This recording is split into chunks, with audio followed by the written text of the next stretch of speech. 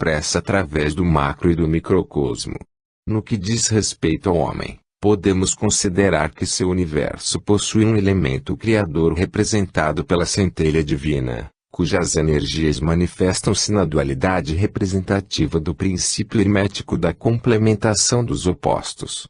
No equilíbrio entre o criar e o destruir, o espírito desloca-se através da trajetória evolutiva, conservando, a cada momento, o tipo de energia conveniente a seu deslocamento para estados vibratórios mais adequados e destruindo os estados psíquicos ou energéticos indesejáveis à continuidade do seu aprendizado.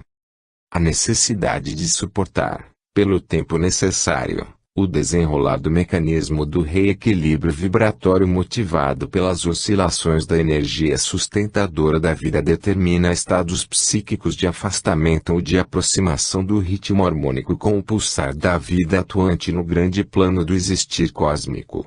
Como influxo dessa energia maior que rege o crescimento ou andamento grandioso dos universos paira soberanamente mantendo a criação nos limites previstos do crescimento para as finalidades a que se destina, tanto no macro quanto no microcosmo, a lei é presente.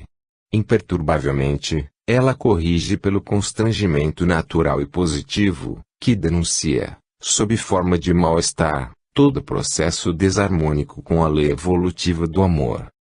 A sensibilidade do espírito funciona como um aparelho delicado, capaz de detectar o afastamento desse processo de equilibração permanente, mesmo nos degraus inferiores, onde não pode existir o menor vislumbre de entendimento dos planejamentos gerais do universo. De forma eficiente e automática, os sinais de alarme soam nos campos energéticos das camadas mais profundas do que denominais inconsciente, por não ser registrado compreensivelmente por vossos estados de vigília. Entretanto, o espírito reconhece claramente os códigos reveladores da ação equilibrante do mecanismo de preservação e destruição, entre os quais o processo de deslocamento para a luz se faz inapelavelmente. O que denominais loucura representa o conflito hipertrofiado entre esses dois aspectos do existir espiritual. A complexidade do entrechoque das forças opostas apresenta à vossa percepção o panorama caótico de uma desestruturação psíquica. Entretanto, o fenômeno ocorre sob a supervisão de forças profundas, vinculadoras das transformações energéticas ao seu centro ordenador espiritual. O fenômeno desenrola-se semelhante ao desaguar de uma torrente sobre o leito de um rio, cujo curso então torna-se tormentoso e alterado, tanto no seu volume quanto na impetuosidade e direção. Porém, nenhum dos dois estados anteriores prevalecerão quando a nova forma mais adequada de expressar-se for possível ao espírito que resgatou o seu karma e reassumiu a conscientização plena do seu processo renovador. Como, após a tempestade, toda a natureza canta hinos de louvor à lei que corrige e renova, assim o espírito imortal sobrevive às tempestades psíquicas responsáveis pelo desanuviamento de seu universo interior, para erguer-se em infindáveis louvores à felicidade do existir pleno que o aguarda ao final do processo grandioso de seu crescimento para a luz. No complexo embate de forças opostas, a energia psíquica, que se encontrava poluída pelos desajustes vibratórios, sofre um processo de filtragem, tornando-se um combustível refinado, a impulsionar os mecanismos sutis da evolução espiritual, para integrar o ser nos planos vibratórios da harmonia. O júbilo, então desfrutado, é de tal teor abarcante pela expansão consciencial para a vida maior, que anula, por completo, os processos angustiantes anteriores, nos quais a alma reverencia seus mais preciosos momentos de escalada para o acesso à herança preciosa e perene de paz com os planos da criação esplendorosa que a cercam e das quais passa a ser elemento participante e atuante. Pergunta: se a lei está inscrita nos mais profundos registros do espírito, a renovação a que vos referis seria produzida automaticamente, de forma inevitável? Ramatiz: ela pode ser intensificada ou dilatada indefinidamente, de modo proporcional ao esforço ou empenho individual que, por sua vez, poderá ser acrescentado por estímulos preciosos fornecidos por almas generosas, capazes de transfundir a essência pura de um amor acendrado. Foi assim que o sublime peregrino baixou das esferas mais elevadas que circundam a Terra, para gravar indelevelmente nos registros da memória de todos os tempos, por atos e vibrações de incalculável beleza, as preciosas advertências, fruto de um amor inigualável: vinde a mim, vós que vos encontrais aflitos e angustiados, e eu vos aliviarei. Aceitai o meu jugo leve e atravessai a porta estreita das provações redentoras. E lembrai-vos de que, pelos séculos afora, desde que dois ou mais se reúnam em meu nome, eu aí estarei. Todas essas e muitas outras formas de estímulo caem como bálsamo suave e curador sobre as angústias e incertezas dos espíritos que, em sua aflição, julgam-se sós ou abandonados. Nenhum dos aflitos aos quais Jesus se referia perderá a direção. Mesmo que não o conheçam, ele os reconhecerá no momento em que um pensamento de real desejo de renovação corrige o padrão vibratório, transformando a rebeldia e a cegueira espirituais em autêntico apelo às energias superiores que regem a vida. Inicia-se então, automaticamente, o processo de reajuste psíquico, pois uma mensagem codificada dentro da lei do amor é emitida pela centelha espiritual, a herdeira do reino, cuja legítima reivindicação é imediatamente aceita por legiões de prepostos do centro coordenador da vida, e uma agulha, singela que seja, emitida no código espiritual da essência divina existente em cada ser criado, desencadeia um processo de religamento gradual à sua fonte criadora. Desde então, uma tendência cada vez mais acentuada se verificará, proporcionalmente à intensidade do empenho manifestado através do qual a Trindade Sagrada, Criadora, Conservadora, Destruidora, presidirá com êxito crescente a dinâmica de uma expansão das potencialidades até então desconhecidas do ser. Aprendei de mim que sou manso e humilde de coração, disse o mestre Galileu. Desse modo, convidava a copiar-lhe a submissão à lei do amor que rege o universo manifestado.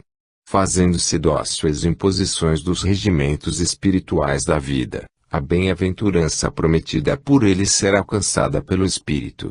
E, para que não restassem dúvidas quanto a isso, baixou sobre a terra, no esplendoroso espetáculo de sua presença, a inesquecível vibração do amor, guardada ansiosamente por todos aqueles que o sentiram no recesso profundo do coração, constituindo-se, desde então, em continuadores da mais tocante tradição espiritual já implantada na terra, a comunhão cristã, representada pela ceia, onde a fraternidade, simbolizada no partir do pão, e a ligação mística, representada pela embriaguez do vinho capitoso da verdade, consolidaram na mente humana o convite para as bodas, onde maior será o que se fizer servo de todos os outros. Que mais seria necessário para que todos fossem resgatados das trevas de sua própria ignorância?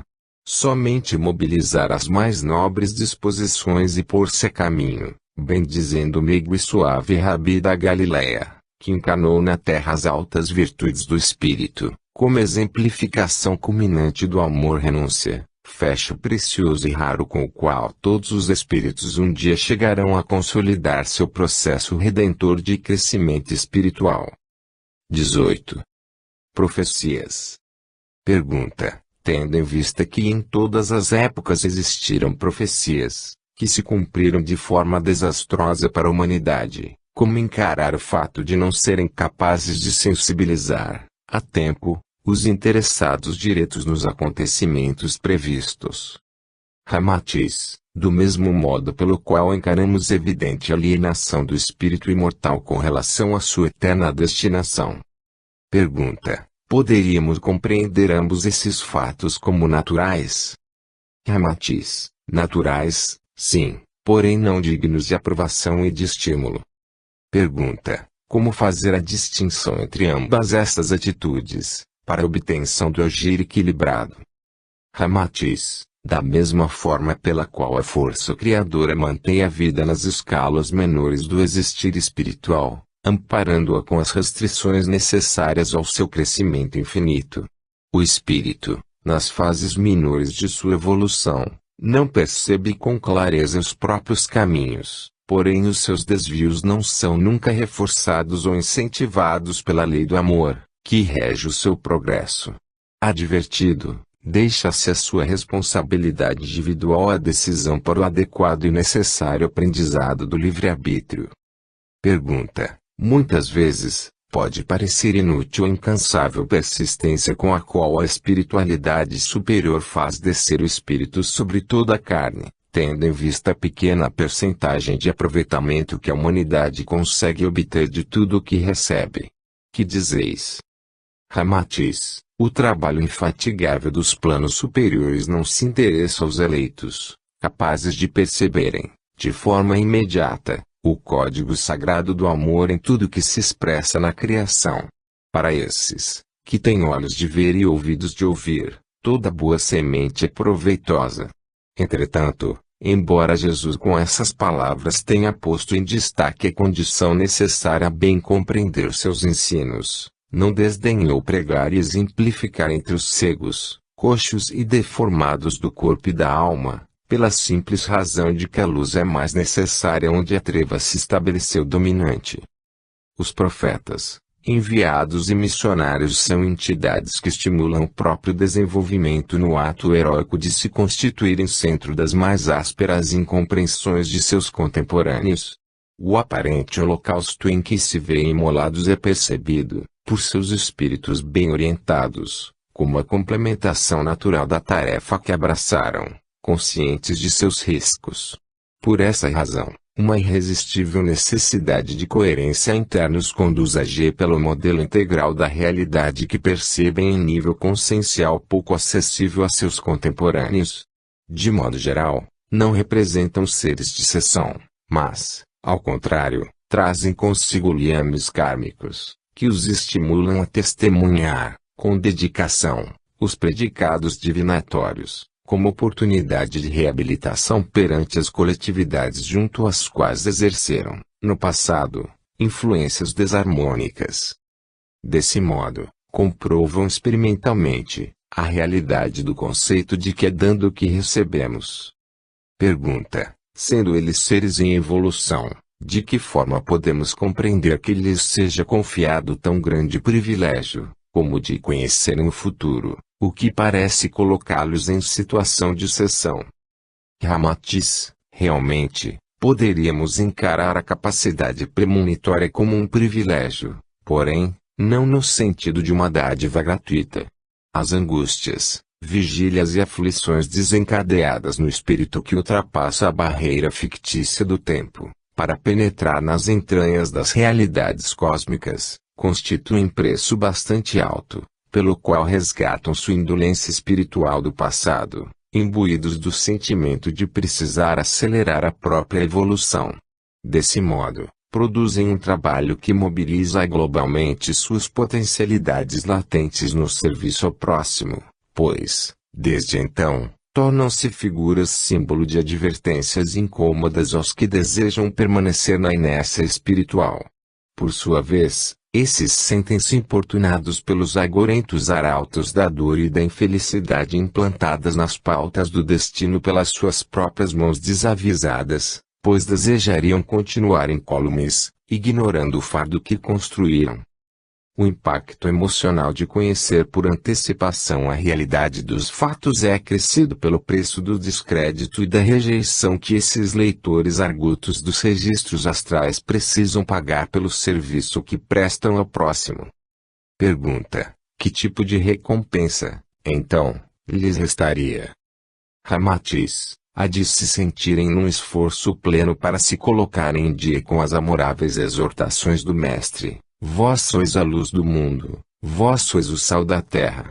Desse modo, desde o mais refulgente dos profetas da antiguidade até os médiuns anônimos que hoje falam de boca a ouvido sobre os tempos que são chegados, uma única esteira de luz encontra-se estendida sob seus pés, pois caminham marginalizados ou endeusados, sem que a massa humana perceba a aspereza do rude testemunho que procuram oferecer ao Eterno. pelo desejo de se inscreverem entre os que herdarão a terra, aurindo os benefícios da nova era, quando amai-vos uns aos outros poderá ser considerado como o lema de uma civilização a caminho da luz. Pergunta: seremos sempre conduzidos por um destino previsível, passível de ser identificado pelas percepções espirituais dos sensitivos?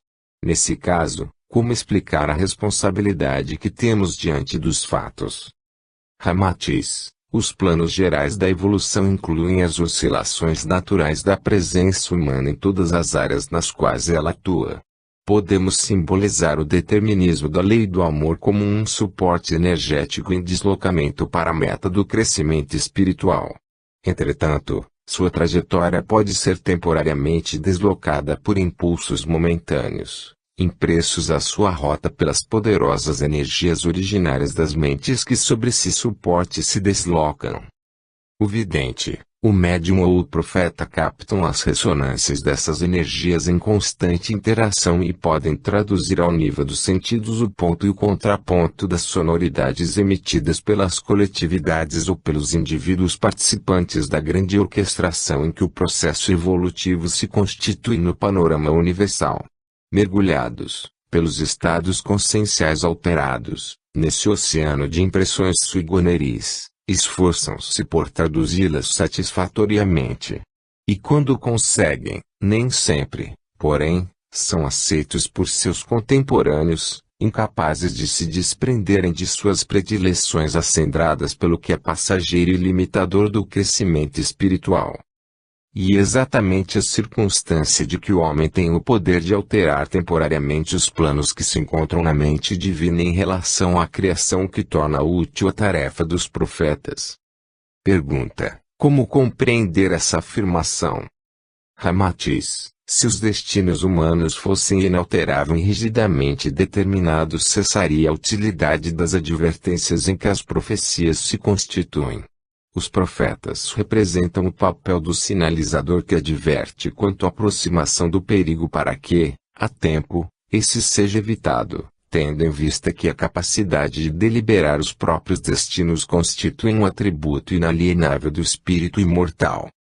Pergunta: entretanto, quando as profecias são enunciadas, compreende-se que não haja mais recursos para a modificação das ocorrências. Não é assim? Ramatiz: as ocorrências só são previsíveis por serem também tão previsíveis as reações humanas. Pergunta: qual será, então, a utilidade dos avisos premonitórios sobre fatos que não serão alterados? Ramatiz: do mesmo modo que os pais dedicados e memoráveis não se cansam de alertar os rebentos quanto aos seus desajustes, mesmo percebendo que não se corrigirão a tempo, a orientação espiritual do planeta trabalha incansavelmente para despertar, de forma gradual e a longo prazo, a sensibilidade da humanidade encarnada, como um todo. A tradição incumbe-se de ir inoculando nos seres viventes na matéria o relato das desgraças que poderiam, no entanto, ser evitadas se houvesse um pouco mais de receptividade para os augúrios e premonições que todos os sensitivos cansaram-se de extravasar sobre a torrente espiritual humana, pelos séculos afora. Na conjugação dos elementos de amadurecimento progressivo da aura espiritual humana com registro dos fatos causadores de decepções necessárias, porém não inevitáveis, um discernimento irá sendo gradualmente construído, de forma imperceptível, para moldar uma atitude menos rígida, no qual o psiquismo humano se tornará capaz de consultar os registros etéricos com mais proveito. Toda aprendizagem exige esforço, decepções e lutas para ser incorporada como parte do acervo geral de bens conquistados. Pergunta: poderemos compreender que a aparente inutilidade do labor dos profetas, médiuns ou sensitivos é também aceita como uma condição insuperável temporariamente, tendo em vista o grau evolutivo do planeta? Ramatiz: há 2000 anos o maior dos profetas que baixou a terra, no mais legítimo estilo bíblico, lançou sua lamentação: Jerusalém, Jerusalém, ai de ti que matas os profetas e apedrejas os que te são enviados, quantas vezes quis eu ajuntar teus filhos, Do mesmo modo que uma galinha recolhe debaixo das asas os seus pintos e tu não quiseste. Eis que vos ficará deserta a vossa casa. Porque eu vos declaro que desde agora não me tomareis a ver, até que digais, bendito seja o que vem em nome do Senhor. Com essas e muitas outras predições Jesus selou para sempre a aliança entre os homens e seus destinos espirituais, mostrando-lhes que uma percepção não sensorial da vida era possível, como decorrência da repercussão vibratória que o existir humano projeta à sua volta. Autênticos modeladores da vida, os seres viventes, que compartilham com a força criadora a extraordinária condição de ser, em todas as épocas têm sido concitados a assumir o comando consciente e voluntário do seu existir, preferindo, no entanto, permanecer em sono letárgico no casulo da matéria. Porém, exatamente como na libélula, o despertar do espírito surge no momento adequado. E, assim como não é porque a baba pegajosa do animal preceda a sua transformação, que se deixará de apreciar o admirável fenômeno da metamorfose, assim também sucederá para o espírito no momento de sua libertação nas asas da realização plena que o futuro lhe reserva. Nos homens desfigurados pelas paixões mais grosseiras, Jesus e todos os iluminados sempre conseguiram identificar a centelha divina em estado potencial em seu caminho para a luz. Amá-los, para esses iluminados, não constitui dificuldade insuperável, tendo em vista que está inscrito, de forma indelével no mais profundo recesso da consciência eterna individualizada, a marca inconfundível da divindade que lhe deu origem. Desse modo, a tarefa incansável do amor apresenta-se sob termos extremamente simplificados, pois representa um problema de tempo. E esse, por sua vez, nas mentes que adquiriram a expressão cósmica de vida, não possui senão a consistência ilusória dos planos menos avançados do universo manifestado. Ama-se, pois, realmente, em termos de eternidade, que não inclui a separatividade do tempo e do espaço. Na quarta dimensão, representada pela vida em estados expansionais inacessíveis à inteligência comum, tudo é, não porque exista nesta ou naquela dimensão fenomênica, mas porque está mergulhado, em princípio, na essência responsável pela criação. Ao ser penetrada a matéria-prima do universo, que é a energia universal do amor em todas as suas expressões, a unidade se patenteia e não existe mesmo diferença entre o menos evoluído e o mais avançado na escala evolutiva, a não ser em termos de aparências. Para os espíritos que alcançaram esse nível, tudo é alegria na criação, pois em tudo se percebe os reflexos da luz que criou o panorama da vida manifestada. A mensagem do profeta, do médium ou do vidente é endereçada à essência que adormece no centro consciencial do ser manifestado, seja qual for o seu grau de evolução aparente. Funciona como toques energéticos capazes de provocar pequenas reações e sejam elas conscientizadas ou não, gravam-se na contextura profunda do ser vivente, como pequenos reforços vibratórios, capazes de, futuramente, influir na eclosão do potencial ignorado em repouso no recesso profundo do ser. Uma rede de comunicações, consideradas subliminares, encontra-se estendida constantemente sobre toda a criação. Isso para vós já não representa uma afirmação espantosa, tendo em vista vossos conhecimentos técnicos no campo da eletrônica, da cibernética e todas as avançadas concepções do acervo cultural não sensorial da humanidade. Poderemos afirmar que, assim como as energias cósmicas não identificadas a olho nu são a verdadeira sustentação da vida, os processos espirituais de despertamento para a vida maior são tanto mais estáveis e atuantes quanto mais profundos e desconhecidos.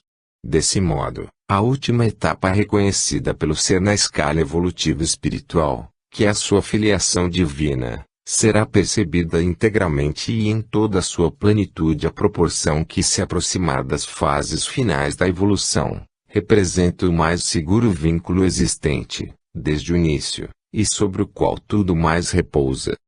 O ser é aquele que é. Quem explica a nível intelectual satisfatoriamente essa realidade? em virtude de pertencer à dimensão do que é eterno, escapam ao alcance dos fenômenos manifestados à superfície, os elementos de sua expressão plena. Somente ao sentir-se liberado da prisão dos sentidos o espírito consegue reintegrar-se em sua condição original. Podemos afirmar, desse modo, que nas etapas menores da evolução o espírito percebe o lado avesso da vida e, à proporção que cresce, sucede como se sua contextura se sutilizasse para filtrar-se através da tela das informações conscientes e passasse a perceber o lado direito, sobre o qual se estampa a realidade plena do seu existir. E, à proporção que o novo lado conhecido passa a prevalecer em suas formas de expressão, mais claras tornam-se para ele as metas a serem alcançadas. Surge, então, o profeta de seu próprio destino, com pleno domínio sobre as leis que regem o macro e o microcosmo, por atuar em consonância com elas. Pergunta: poderias oferecer um exemplo das consequências práticas e positivas do uso das profecias? Ramatiz: os próprios relatos bíblicos apresentam exemplos de ambas as formas de repercussão das profecias, aquelas nas quais todos os augúrios se concretizaram desastrosamente, como no caso de Sodoma e Gomorra, da morte de César, prevista em sonho, assim como de uma série infindável de exemplos históricos particulares, nos quais a boa receptividade em relação às premonições evitaram catástrofes e amarguras. Nesse último caso, temos nas Escrituras Sagradas o relato de como Jonas foi advertido quanto à situação nefasta dos habitantes da cidade de Nínive. Como homem austero, desacreditou que os desavisados que lá se encontravam pudessem submeter-se a alguma disciplina antes que a exudação deletéria da aura coletiva desencadeasse a catástrofe prevista. Após várias peripécias na busca de se afastar do local condenado, viu-se reconduzido a ele e compreendeu a necessidade de superar sua incredulidade negativista, obtendo dos habitantes da cidade condenada uma nova predisposição com relação à vida, para um reajustamento vibratório de correção kármica. Individualmente, podemos compreender quanto será difícil realizar um levantamento do número imenso de convertidos anônimos, que a cada momento, em todas as partes do planeta, se inclinam diante das advertências sadias e zaradas pelos códigos da espiritualidade disseminados pelos caminhos humanos. Haverá possibilidade de enumerar a totalidade crescente de almas mobilizadas pelo suave convívio interno dos ensinamentos pautados pela doce advertência que afirma: o meu reino não é desse mundo, ou buscai o reino de Deus e tudo mais vos será dado por acréscimo. Nenhuma profecia jamais repercutiu em maior profundidade no âmago das consciências encanadas do que essas, que versam sobre a destinação eterna do ser vivente. E, para assinalar indelevelmente a validade de sua capacidade premonitória, selando com fatos objetivos e imediatos a condição de realidade das profecias, Jesus, ao mesmo tempo que previa a derrocada de civilizações endurecidas pela anestesia dos sentidos e prometia o reino de Deus aos mansos e pacíficos, envolvia-se na previsão de fatos corriqueiros, facilmente comprováveis, como a negação de Pedro, a traição do discípulo imaturo e o seu próprio ressurgimento após o drama do Calvário. A contil dimensão teleológica representa para os espíritos descondicionados da matéria um fator análogo à previsão da queda dos corpos para os homens na posse dos sentidos físicos. É fácil prever que uma pedra que rola só se deterá se um obstáculo se interpuser em seu caminho. As forças cegas, pelas quais as almas menos evoluídas se deixam impulsionar, podem ser identificadas e oportunamente manipuladas a bem do progresso individual e coletivo. O que tem faltado é a disposição sincera de pagar o preço necessário ao cumprimento de propósitos mais salutares na caminhada evolutiva, por acomodação à situação de inércia. Porém, os mentores da vida, incansavelmente, permanecem a clamar no deserto das provações humanas. E, como dizia João aos que lhe recebiam o batismo, não basta declarar que somos filhos de Abraão, numa adesão exterior às Escrituras Sagradas, mas torna-se indispensável reformular a conduta diante da vida, pois a mesma força que rege o universo pode suscitar filhos de Abraão, das pedras que jazem no solo da terra. Em outros termos, quis ele dizer o mesmo que Jesus: não vos detenhais na letra que mata, mas procurai o espírito que vivifica. A profecia, seja ela de que natureza for, constitui um apelo dos planos espirituais da vida, com o objetivo de suprir a cegueira humana e oferecer testemunhos da realidade não sensorial que cerca a humanidade encarnada. Abençoadas sejam as horas incontáveis de meditação e prece que hoje se desenrolam nas agremiações de cunho religioso, porque, através delas, o espírito humano exercita a capacidade premonitória em seu próprio benefício e da coletividade. Pois, à proporção que a alma se afina interiormente com a vida maior, torna-se mais permeável a percepção do lado direito da sua vida no cosmo e, simultaneamente, sensibilize-se para o reencontro com a grandiosa lei do amor universal que rege a vida.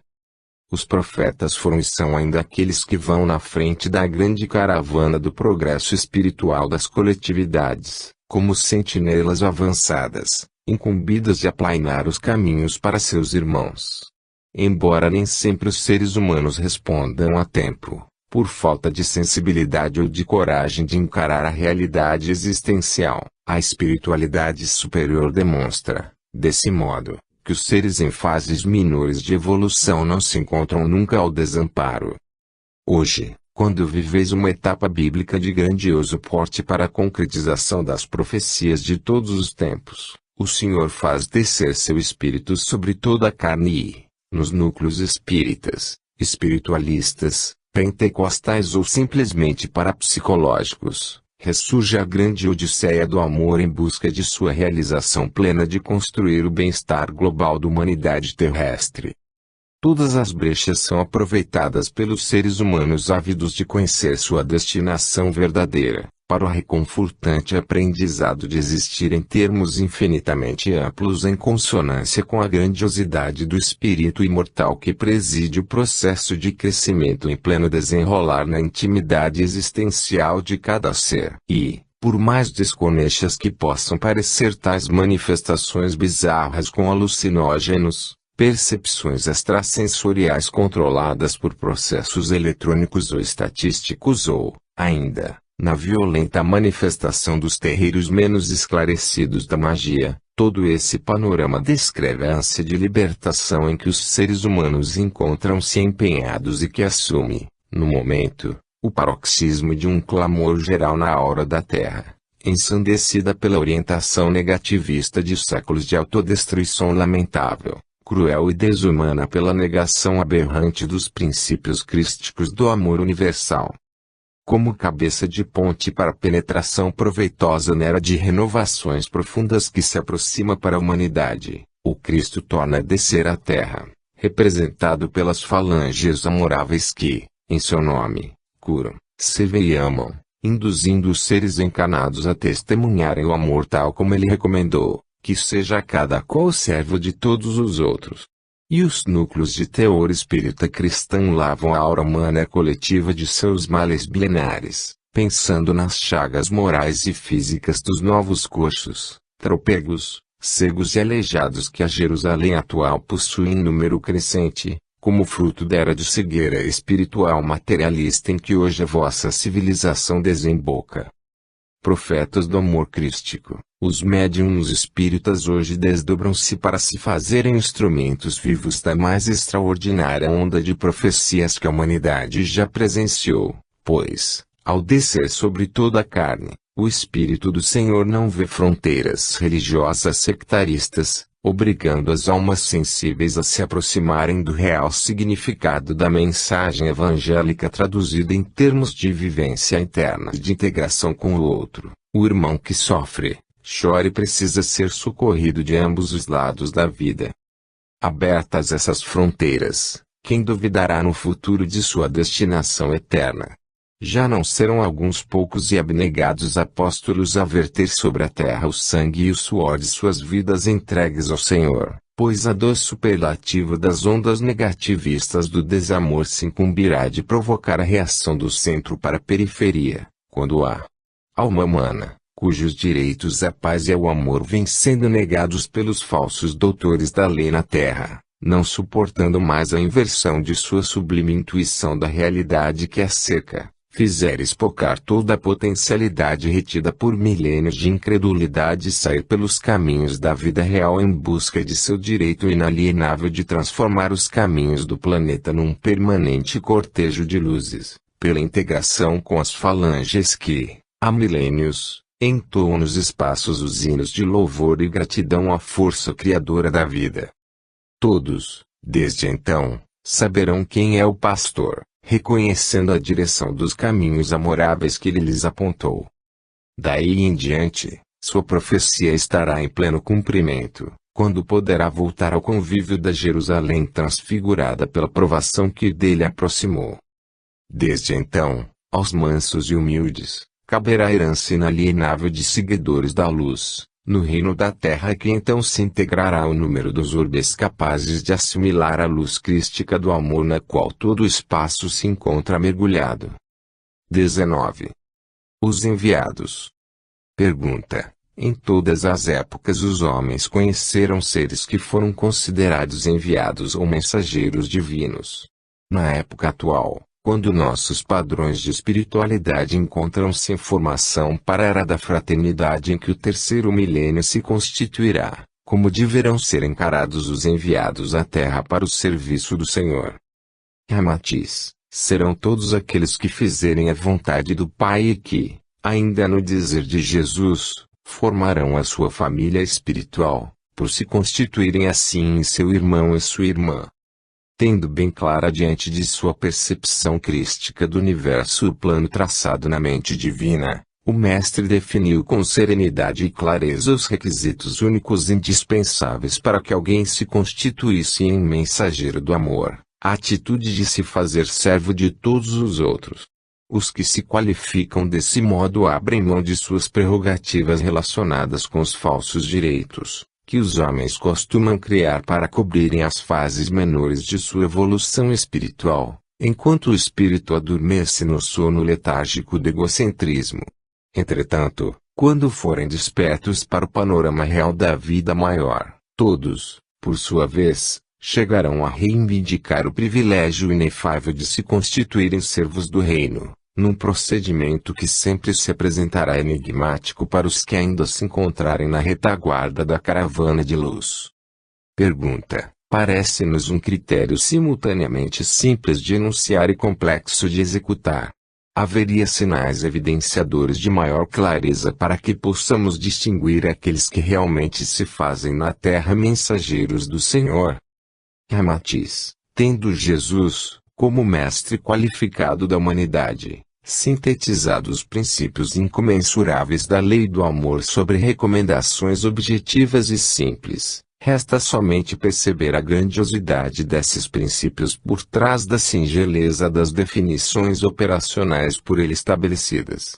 Em passagem preciosa de seus diálogos com a mostra significativa da humanidade que o acompanhava, ávida de absorver seus ensinos iluminados, deixou claro que o maior no seu reino seria aquele que se colocasse a serviço de todos os outros. Em poucas palavras, vazou para a mente humana uma réstia poderosa de luz que hoje pode ser analisada pelos moldes da psicologia moderna e traduzida nos termos que se façam claros à mentalidade do século XX. Para tornar-se servo de um grupo de irmãos seus, o homem precisa ser capaz de doações profundas, que exigem uma estrutura de personalidade adequada aos testemunhos de flexibilidade psíquica reveladores de altas dosagens de elaborações internas fecundas. Necessitará constituir-se no fermento que leva toda a massa, mas que para bem cumprir sua missão precisará ser clarividente a ponto de saber esperar o tempo necessário ao crescimento de seu irmão, nos longos períodos de hibernação a que a alma se sujeita para renovar-se. Deverá possuir a paciência infinita, só possível àqueles que perceberam a amplitude do planejamento divino, cujo amor inesgotável prevê as longas caminhadas, nas quais é necessário ceder também a túnica àquele que pediu o manto. O grau de carência do irmão perturbado não poderá desarticular o trabalhador sincero da seara, pois precisará sentir que, assim como seu irmão que lhe pede o manto precisará também de sua túnica, isto é, encontra-se em carência que ainda não sabe identificar por completo, ele também, o servo de boa tempera, receberá nova túnica de luz e proteção desde que, do mais recôndito de seu ser, estejam sendo desencadeadas as fagulhas do autêntico espírito de serviço, sobre o qual toda a criação foi concebida. Nesta troca, muitas vezes será fustigado pelos ventos enregelados do desânimo, da calúnia e de todas as formas destrutivas características dos processos dissociativos da frágil constituição psíquica do homem evoluído. Porém, se conseguir perceber com Jesus que o homem é mais fraco do que perverso, terá comprovado seu grau de legítimo amadurecimento espiritual, pois só o forte pode compreender a fraqueza do fraco sem condená-la, por conhecer o alto custo que representa superá-la. Não basta, pois, desejar promover-se a servo fiel ou enviado. É necessário suar e chorar sobre sua própria condição de fraqueza para chegar a adquirir os meios de superá-la, ingressando desse modo, automaticamente, nas fileiras dos que se mobilizam como enviados da paz. Pergunta: não haverá, então, nenhum fundamento para as tradicionais concepções sobre os seres de seção, predestinados ao que hoje se denomina como líderes carismáticos entre os seres encarnados na Terra? Ramatiz, o carisma ou graça do céu representa um construto concebido para designar o que se apresentava como inexplicável ao homem comum, quando um ser considerado mais bem dotado peregrinava entre os homens abalando as formas tradicionais de se solucionarem problemas milenares. A abertura espiritual de que esses seres diferentes são portadores, porém, não lhes foi doada por graça, mas, ao contrário, eles proporcionaram a si mesmos a graça, que se encontra ao alcance de todos, de se colocarem ao lado da lei do amor e do serviço à vida. Exteriorizando ao máximo suas potencialidades divinas, chegaram, muitas vezes, a ofuscar de tal forma seus contemporâneos, que esses se viram induzidos, por um extremo fervor religioso, a considerá-los como seres de exceção. Na realidade, porém, isso só se devia ao distanciamento em que se encontravam, na estrada comum da evolução espiritual. Sua presença entre os que se deslocam na retaguarda da caravana da luz não visa deslumbrar ou criar concepções falsas sobre possíveis privilégios na lei divina. Ao contrário, precisa ser percebida como sublime incentivo, pois, sendo todos irmãos, filhos do mesmo Pai, o universo, com todas as suas bênçãos, encontra-se à disposição para que cada qual assuma, por sua vez, a postura do filho pródigo que retorna à casa paterna para usufruir-lhe os benefícios ansiosamente sonhados. Reconfortado e refeito, poderá partir novamente, agora já como enviado, para auxiliar a conscientização de tantos que ainda ignoram a herança portentosa que lhes está destinada. Nesse sentido, de redivivos espirituais é que podemos compreender o carisma das almas transfiguradas pelo amor, que as tocou profundamente junto às portas do reino. Entretanto, é preciso não esquecer que essas portas são estreitas, obedecendo a um regime alfandegário onde o suborno ou a escamoteação jamais serão tolerados. Junto às portas do reino, por efeito da claridade que impera, as mais leves distorções surgem como nódoas inaceitáveis na túnica de um convidado para o banquete nupcial. Aos que ainda não se dispõem a pagar o preço justo da autorrenovação, o Senhor não abandona, porém, não lhes é facilitado desfrutar de bens que ainda não valorizam realmente. Nesse caso encontram-se os falsos enviados, que facilmente poderão ser identificados pelas nódoas ou deformações da túnica que envergam. Pergunta: parece-nos que não será tarefa simples, para os seres ainda nas primeiras etapas da evolução, conseguirem distinguir um falso enviado dos que realmente se encontram tocados pelo amor incondicional a toda a criação. Como conseguir essa clareza de discernimento tão necessária? Ramatiz, servos fiéis serão todos que se predispuserem a retificar seus erros, apresentando, ainda, um comportamento claudicante. Ora farão ingentes esforços no bem, com resultados nitidamente produtivos, ora sentir-se-ão impotentes, embora jamais predispostos a agir em contraposição consciente à lei. Esses reconhecem o verdadeiro rumo da vida maior, sem, no entanto, terem ainda uma reserva de forças disponíveis de forma constante e pronta. Existem, ainda, aqueles que mais apropriadamente poderíamos chamar de enviados, pois já apresentam uma nuance de importância capital para a obtenção dessa classificação mais graduada. Ao contrário dos servos que, embora reconhecendo o senhor da vinha, não conseguem uma produtividade constante, os enviados representam servos de maior capacidade de rendimento de trabalho. Possuem, ainda, também as características dos trabalhadores braçais do universo criado, capazes de se sentir fatigados com as tarefas penosas dos planos mais densos em que habitam. Pelo efeito dessa pressão gerada pelas vibrações compactas da incompreensão e da desarmonia reinantes no panorama em que atuam, parecerão esgotados periodicamente em seus recursos, porém, a firmeza inabalável de seus propósitos confere-lhes a diretriz, seguramente estabelecida, de crescer em direção à luz, sem jamais deixar que a chama de seu amor à vida superior seja prejudicada pela carência de recursos no ambiente que os cerca.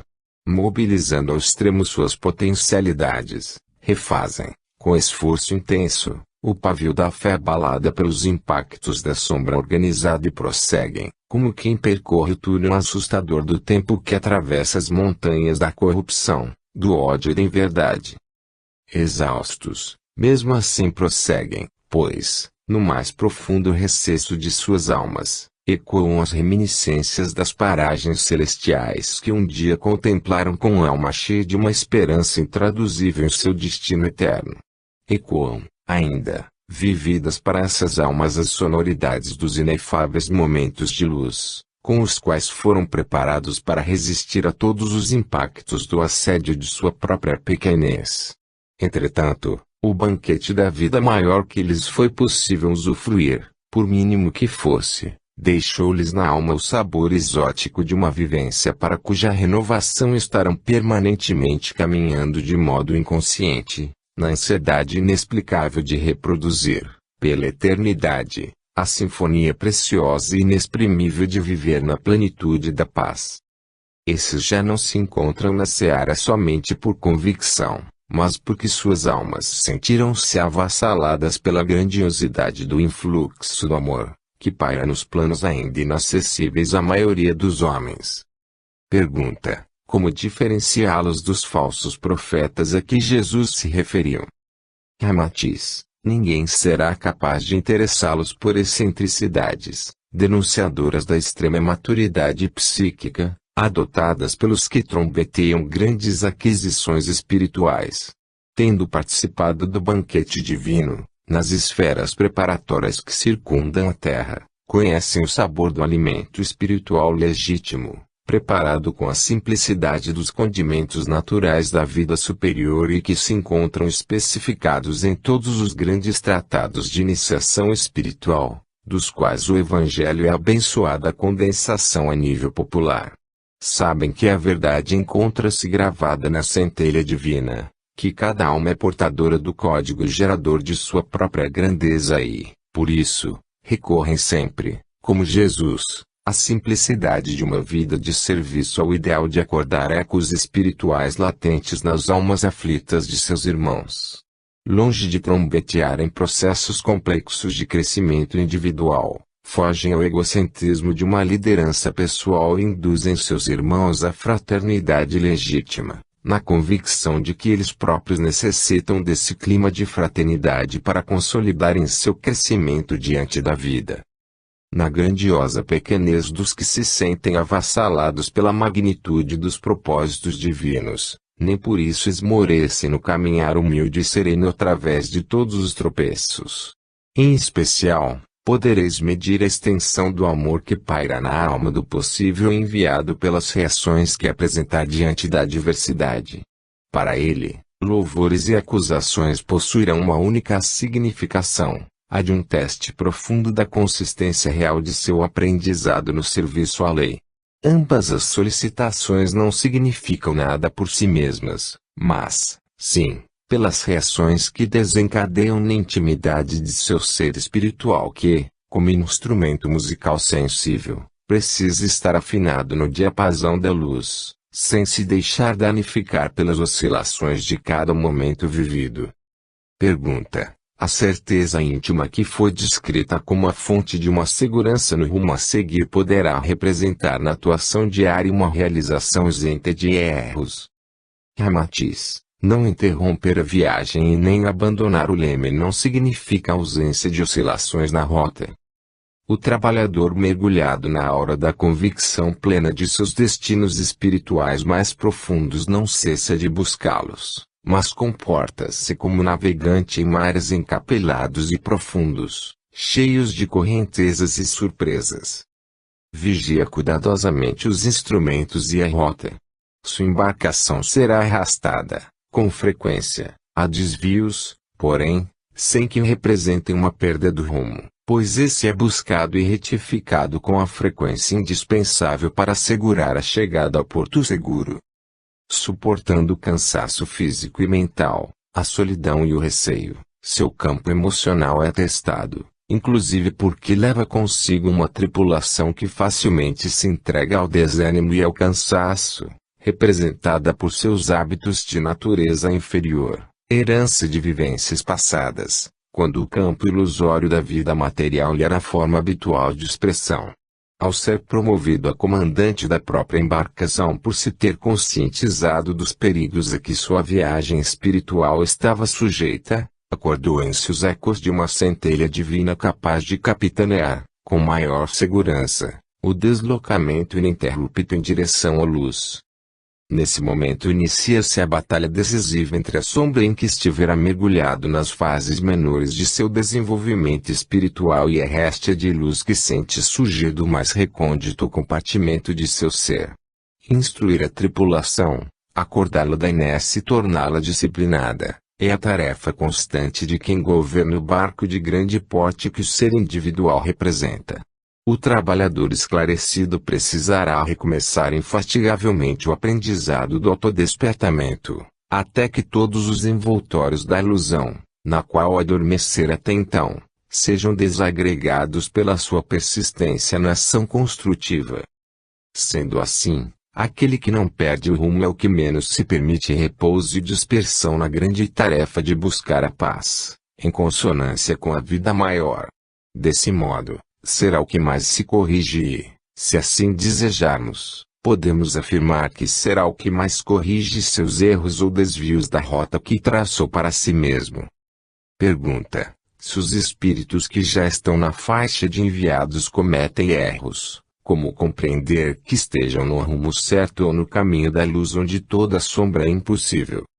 Ramatiz: numa viagem de longo percurso, o navegante conta com elementos diversos para orientar-se. Possui a bússola, a posição dos astros e os acidentes geográficos como pontos de referência para corrigir o rumo. Nos momentos de grandes provações, a alma pode permanecer como navegador em noites de nevoeiro, na qual os instrumentos de bordo sofressem avarias inesperadas e ele se visse reduzido à condição de navegar à deriva.